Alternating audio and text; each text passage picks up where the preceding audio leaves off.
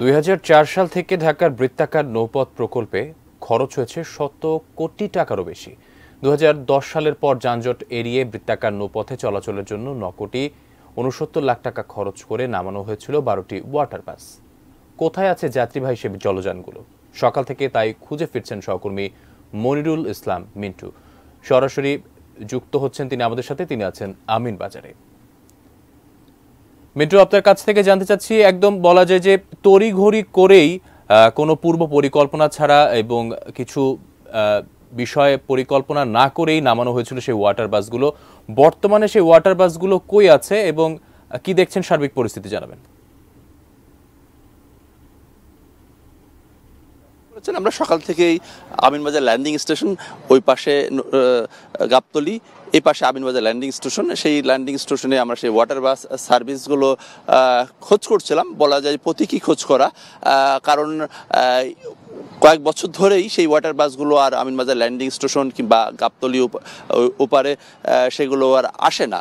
এর কারণ যেটা আপনি শুরুতে বলছিলেন যে তড়িঘড়ি করে একটি প্রকল্প নেওয়া এবং এই নদীকেন্দ্রিক যে আমাদের ব্যস্ততা ছিল, বিশেষ করে ঢাকা শহরের কে বলা হতো প্রাচ্যের ভেনিস। এর কারণ ঢাকার চারপাশেই 5টি নদী এবং সেই নদীর সঙ্গে ঢাকা শহরের মধ্যে অসংখ্য খাল।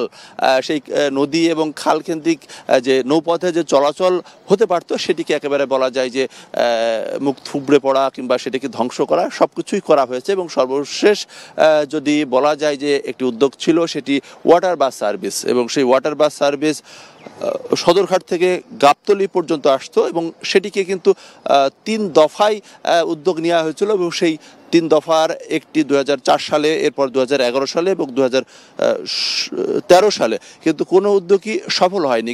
কারণ হচ্ছে যে একটি প্রকল্প নেওয়ার ক্ষেত্রে যে ধরনের সমীক্ষা দরকার, যে ধরনের পরিকল্পনা দরকার, সেই সবগুলো কোনো কিছু না করার ফলে সেগুলো লোকসানে বন্ধ হয়ে যায়। এবং এর কারণ হিসাবে BIWTA 2017 সালে তারা একটা তদন্ত কমিটি করে কী কারণে বন্ধ হলো, কী কারণে চালানো গেল না, সে নিয়ে তারা একটা সমীক্ষা করেছিল। সেখানে 12টি কারণ উল্লেখ করা হয়েছিল। এর অন্যতম একটি কারণ, এখন নদীতে যে ধরনের পানি দেখা যাচ্ছে, অর্থাৎ স্বচ্ছ পানি দেখা যাচ্ছে, সেই স্বচ্ছ পানিটি সেটি কিন্তু শুকনো মৌসুমে সেটি থাকে না, প্রচণ্ড দুর্গন্ধ থাকে এবং সেই দুর্গন্ধের কারণে মানুষের চলাচল অসুবিধা হয়। সেই সঙ্গে বলা যায় যে যাত্রী পারাপারের ক্ষেত্রে তাদের যে সুযোগ সুবিধাগুলো দরকার, বিশেষ করে সময় মতো ওয়াটার বাস ছাড়া এবং সেই সঙ্গে সময় মতো একটা জায়গায় পৌঁছানো, সেই সবগুলো কোনো কিছু তোয়াক্কা না করে সেগুলো পরিচালনা করা হতো এবং যার কারণে সেটি লোকসানে বন্ধ হয়ে গেছে। তো আমি এখানকার স্থানীয় একজন, আমিনবাজার ল্যান্ডিং স্টেশনের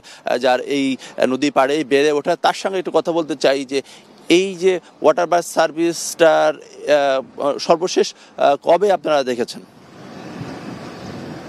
এত খেয়াল নাই কবে দেখছি, কিন্তু ছিল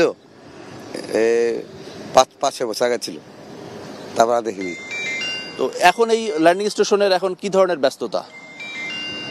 ব্যস্ততা আমাদের ব্যস্ততা দেখি না, যে আপনি যে যা দেখতেছেন সরাসরি যা তাই, মানে ব্যবসা করে টুকটাকেই, আর এমনি কোনো ই নেই।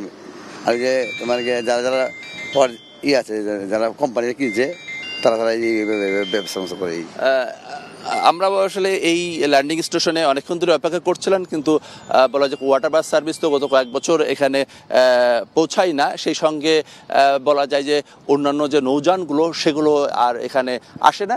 একেবারে কর্মহীন অবস্থায় এখানকার যারা শ্রমিকরা রয়েছেন তারা রয়েছেন এবং BIWTA এর যে কর্মকাণ্ড সেগুলো নেই বললেই চলে। তো আমাদের